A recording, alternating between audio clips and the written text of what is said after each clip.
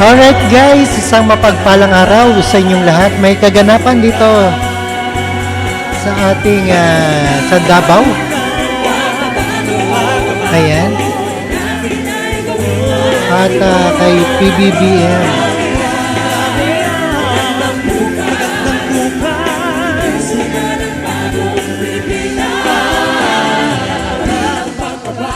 Alright, sa grandstand. Alright, sa grandstand po yan guys. Isang rally tungkol sa pagbabago. Alright.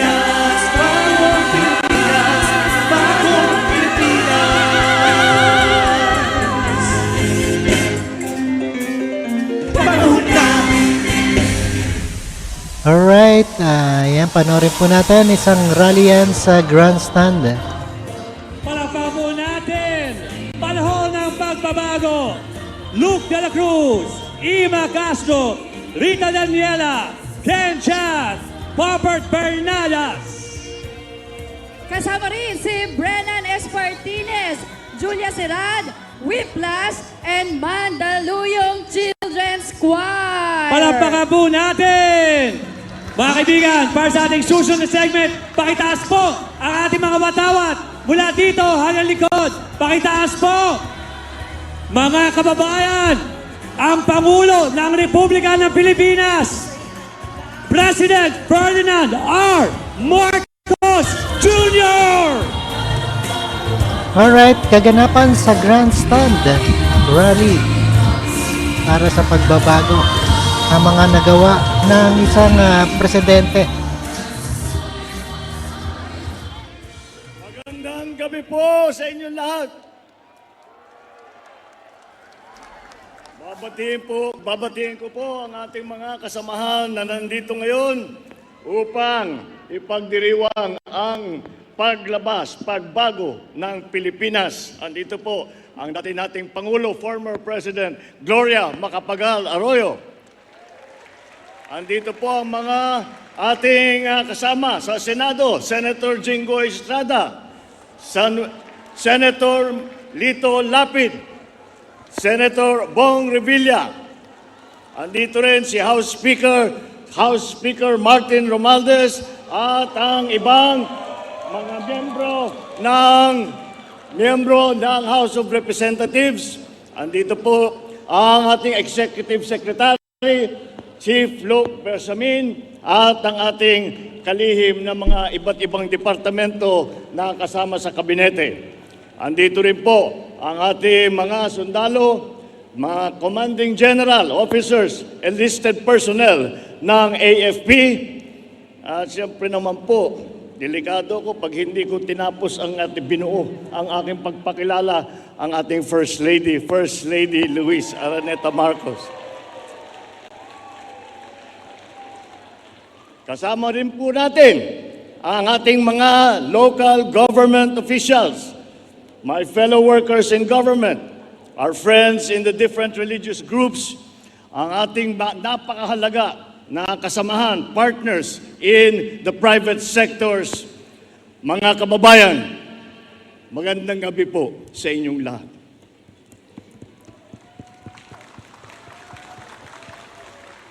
Alam niyo po, noong nakaraang linggo, dumalo ko sa mga parangal at nakipagdaupang palad sa ating mga kababayang taglay na kagitingan ng lahing Pilipino.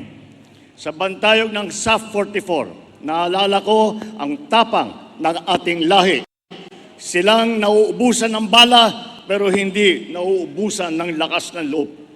Sa inaugurasyon ng Lung Center of the Philippines, Lung Transplant Program, nakasalimuha ko ang mga walang takot na mga frontliner natin na sa harap ng rumaragasang COVID-19 pandemic ay hindi nagpatinag. Sa loob ng Barasoyan Church sa Malolos, sumariwa sa aking isipan ang pag-igit ng ating mga bayani na ang kalayaang nakamit ay hindi na maaaring bawiin. Sa pagyapak ko sa ating mga PWD na atleta na naghakot ng medalya sa Asian Para Games, nadama ko ang diwang ng paglulupig sa anumang malikid. Sa pagbukas ng higanteng petrochemical plant sa Batangas, tumambad sa akin ang sipag at talino ng mga Pilipinong manggagawa at mga nangangalakal. Bakit ko po isinasalaysay itong ngayon bilang pamungad ko na pananalita? Sapagkat po, sa gitna ng pagdududa na walang pag-asa ang bayang ito, sila ang nagpapawalang bisa sa mga maling haka-haka at paniniwala. Sa negatibismo na tila bumabalot sa ating bansa, na binabaluktot ang ating kakayahang umusbong. Ang mga nababanggit ko, mga bayani, ang patunay na kahit gaano kahirap ang hadlang, kaya nating umudlan at magwagi. Sa ating mga kapwa Pilipino na mababa ang tingin sa kanilang sarili at kakayahan, ang mga nababanggit kong huwarang Pilipino ang itataas ang ating noo kahit kanino. Sa mga makakasarili na pilit tayong hinahatak sa landas na tayo-tayo at prinsipyong kanya-kanya, ang mga nabanggit kong huwarang Pilipino ang patunay na may tagumpay kung sama-sama tayong nangangarap at sabay-sabay tayong kumilos. Sa totoo lang, sa bayang ito, hindi po mabibilang ang dami ng mga katulad nila, mga tanglaw na di kayang takpan ng kadiliman. My fellow Filipinos, it is in the spirit of our race's resolve to surmount odds, overcome difficulties, and triumph over fears that we gather here today. We face a complex and changing world. It calls for a united response that would make our nation strong, our economy sound, and our children's future secure. We cannot meet these challenges if no common purpose energizes us. We need to have a vision that moves us forward as a people united, a vision so compelling that it brings out the best in us, one that is feasible that every one of us will invest in. We must restore faith in ourselves by taking stock of what makes us a strong people, a resilient nation. We must dig deep into our valiant past, draw strength from the heroism of our forefathers, and let this heritage of selflessness propel us forward into the future. Malalim at marami po ang ating pinaghuhugutan ng lakas. When dreams seem impossible, let us remember that our nation, Asia's first republic, was founded by patriots who were in their 20s, who never wavered in fighting for the freedom that we enjoy today. Because when the stakes are high, let us recall how Bataan and Corregidor survivors went and rebuilt a nation whose cities were in ruins, but whose spirits were not. When hard work looms, let us be inspired by the resilience of communities pummeled by typhoons, yet never let this annual stress of nature defeat them. Every generation who came before us was defined by the crisis that tested their mettle and that tried their souls. And as we rebuild, we must not return to a nation as it was before. We must create one that is better. We will only succeed if we overcome the crisis of confidence that clipped our wings long before COVID-19 struck. We have to begin by restoring faith in ourselves, belief in our strengths, and trust in our institutions. Only then can we have confidence to bravely confront whatever tomorrow brings. Ang balakid na nakakahambalang sa ating pag-unlad ay ang kawalang tiwala natin sa ating mga sarili, sa ating mga institusyon. Bakit marami sa atin ay napakababaw ng pagtingin sa ating kakayahan? Bakit naging marupok ang paggalang sa mga batas at alituntunin? Simpleng batas trapiko, hindi nasusundan. Ang kalat, itinatapon kung saan-saan. Uso pa rin ang palakasan, talamak ang palusot. Gustong makalamang, ayaw lumaban ng patas. Hindi pwedeng ibunto ng sisi sa taong bayan paulit-ulit na pinangangkuan pero hindi natutupad na pangako. Hindi natin pwedeng sumbatan ang masang biniguna ng maraming beses. Kaya ilang beses ko na nitatanong sa aking sarili, paano ba natin hihilumin ang pagtatampo ni Juana at Juan de la Cruz? Paano natin ibabalik ang tiwala nila sa gobyerno, sa kanilang sarili, sa ating kinabukasan? Paano ba natin bubuhayin ang pananalig nila na kaya natin ang mga hamong parating? I believe that to win that trust, the government must show in deeds, not in words, that it is deserving of that trust. Government must lead by example, not by empty exhortation, but in ways that inspire confidence to our people, so they too will believe that the greatness they deserve is at hand. It must present an agenda for the future with clear benefits for our people. For only by providing clarity will they invest in it.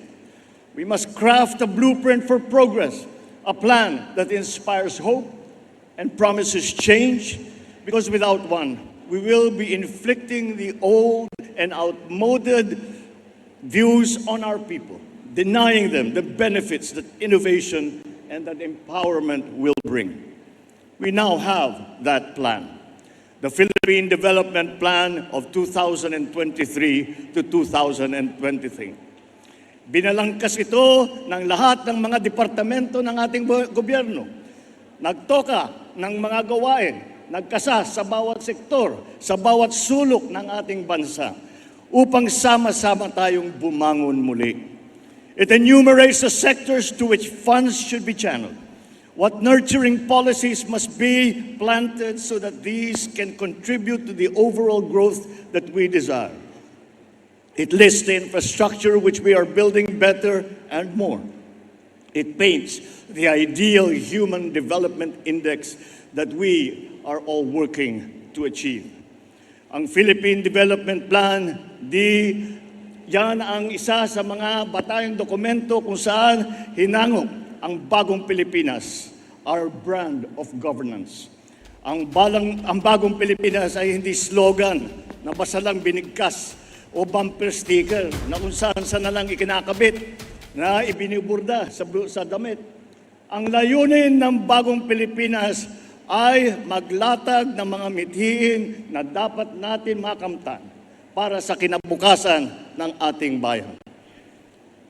Tapos na ang patsi-patsi na plano na iiba-iba na ang nangyayari lang ay nagkakawatak-watak tayo. It is time for bold thinking, accompanied by the strong will to execute it. As I have said many times, the mandate of the people should be devoted to achieving the grand, not wasted on the petty. I will not squander the sovereign people's trust by marching and grunting loudly, but staying only in place, when what you want is to surge forward, bereft of drama. Bagong Pilipinas is not a political game plan that caters to a privileged few. It is a master plan for genuine development, the benefits of all our people. Bagong Pilipinas serves no narrow political interests. It serves the people. Bagong Pilipinas is not a new partisan coalition in disguise. It is a set of ideals that all us Filipinos, regardless of political creed or religion or wealth, can coalesce around. Bagong Pilipinas is addressed to all government officials and employees and citizens of this country. It is an invitation to all of us to think about being a Filipino and view the nation from a renewed perspective. It is a call for transformation, the transformation of our idea of being a Filipino, and the transformation of our economy, of governance, of society. Bagong Pilipinas transcends this administration. To those whose overheated imagination has been poisoned by toxic politics, Bagong Pilipinas is no Trojan horse. It conceals no agenda. It is a program of many workhorses driven by the love of country. The sweeping vision that it brings presents will not automatically come to fruition. It will require for all of us to work very hard. Such is not the assigned task of government alone, but it is the duty of every Filipino. This is not a plan drafted in isolation by those who govern. This is a plan drawn from the inputs of the sovereign. As such, it can only succeed with the people's participation. It can only succeed if the government will demonstrate the fortitude to do the hard work. And for this, I pledge, government will neither ask the people for sacrifices it will not exact first upon itself, nor impose a burden that is heavier than what people can carry. Sa bagong Pilipinas, ang pagbabago ay nagsisimula sa pamahalaan. While power emanates from the people, change must begin from government. Kaya naman, ito ang aking mga mahigpit na tagubilin sa mga kawani ng gobyerno. Una, bawal ang tamad at makupad sa pamahalaan. Walang puwang ang mga mabagal at sagabal sa serbisyo publiko. Services must be fast. Projects must be completed on time. Deadlines must be met per schedule.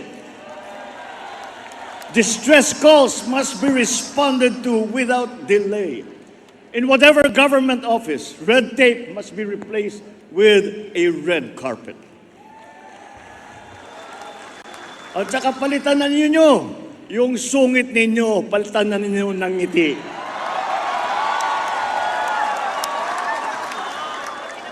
Complex requirements and the processing time must be reduced. Pangalawa, bawal ang mga hindi tapat at nangungulumbat. Kapag pera ng bayan ang nawala dahil sa katiwalian, ang mga taong paglalaanan sana ng pondong naglaho ay nananakawan. Sa bagong Pilipinas, bawal ang waldas. Ang paghahanda, lalo na ang paggugol ng budget ng bayan, ay bukas sa publiko at hindi kinukubli. Walang parte nito ang kinukupit o sinusubi. Pangatlo, bawal ang mga pang-api at naghahari-harian. You are servants of the people, not their lords. Huwag nating pahirapan ang taong bayan, bagkus suklian ang kanilang tiwala ng magalang na panunungkulang. So let me reiterate this. Feedback is essential to government. Without it, mistakes cannot be corrected. Bad behavior cannot be sanctioned. Best practices cannot be learned, and good deeds cannot be commended. Sa bagong Pilipinas, ang masama ay ireklamo, ang mabuti ay irekomenda. Ngunit ang mga papuri at puna ay hindi dapat hintayin kumatok na lang sa ating mga opisina. Obligasyon natin na nasa gobyerno na hanapin ito. Kailangan natin bumaba sa masa upang tignan ang kanilang kalagayan at alamin ang kanilang hinaing. Huwag iasa ang pagpisil sa kanilang pulso sa mga report lamang. Tapos na ang panahon ng pagkukuyakoy sa loob ng mga tanggapan ng gobyerno. Halimbawa, imbis na suriin ang isang suliranin sa walang katapusan baliktatan ng mga tao sa gobyerno, bakit hindi lang magkaroon ng konsultasyon sa mga naapektuhan? Sa bagong Pilipinas, ang mga mamamayan ay dapat ligtas. Ligtas sa krimen, ligtas sa kalamidad. Sa mga pulis, ating mga bumbero, tiyakin ninyo na agarang pagresponde sa bawat tawag at sumbong. Ngunit, ang pinakamahalagang dapat bawasan ay ang dami ng tawag at sumbong sapagkat nangangahulugan ito na bumababa na ang bilang ng krimen. Ang inyong sigasig ay susuklian natin ng suporta of ample resources to move, to communicate, and to solve the problems that we are faced with, including tools to prevent a different kind of stealing. When contents of e-wallets are picked by cyber criminals, when their dirty hands reach our children through computer screens, we will boost the defenses of our people and communities against calamities. More than paying tribute to their resilience, we must provide them with resources. Sa bagong Pilipinas, una ang kabataan dahil prioridad ang kanilang kinabukasan. Pangangalaga sa kalikasan ang pangunahin nilang pagkakabalahan. The reforms that we envision for our educational system should be showcased in our classrooms. The gist of which is this: a learner with books on their table, a well-trained, highly motivated, well-paid teacher in front of them, teaching a curriculum carefully created to our needs under a setting wired to the digital world. Sa gitna nito, ang sentro ng ating pagsisikap, isang batang natututo. To learners who are hungry, we will provide meals, because one cannot feed the mind habang umuugong ang kanilang mga tiyan. Through Bagong Pilipinas, we will meet our greatest obligation to our youth, to mold them into critical thinkers, problem solvers, and visionaries for their country. Panahon na rin upang bayaran ang ating utang sa mga magsasaka at mangingisda. Those who tama yan. feed the nation, but ironically cannot feed their own family. Nagbabadya ang El Nino, ngunit babahayin natin ang agrikultura ng mga programang nababawas na perwisyong dulot nito. Sisiguraduhin natin na hindi malulunod ang mga pinagpaguran ng ating mga kababayan sa kanayunan. We are expanding our irrigable lands. We are increasing farm support across the board for all crops. We are incentivizing urban gardening, including turning idle lands into vegetable plots.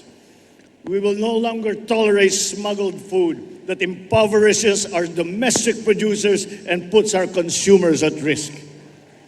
The ultimate objective is to make food affordable to all. And one way to achieve this is to make it accessible to consumers.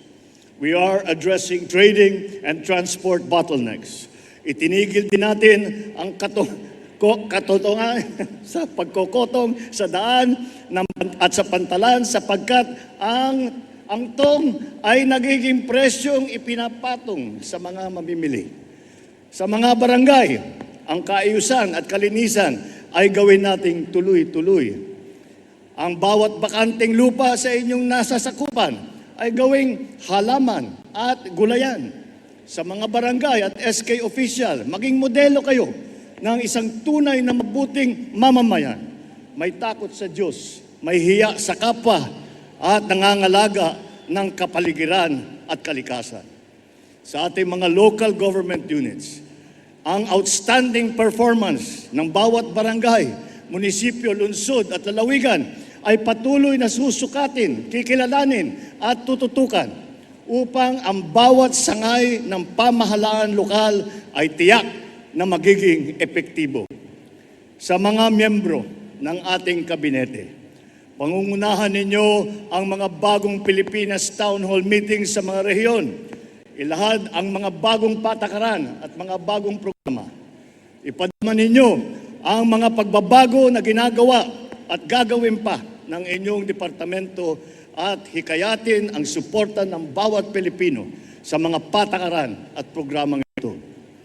Sa sambayanang Pilipino, araw-araw tayo mananalangin, magsusumikap at kumilos upang maging mas maginhawa ang pamumuhay ng bawat isang Pilipino sa ilalim ng Bagong Pilipinas. Sa Bagong Pilipinas, may pag-asa ang lahat. Ang pag-asa ng bayan ay nasa ating lahat. Mabuhay ang bawat Pilipino, mabuhay ang Pilipinas, mabuhay ang Bagong Pilipinas! Muli, President Ferdinand R. Marcos Jr. Mga kaibigan, sabay-sabay po natin isigaw, mabuhay ang bagong Pilipino! Mabuhay ang bagong Pilipinas!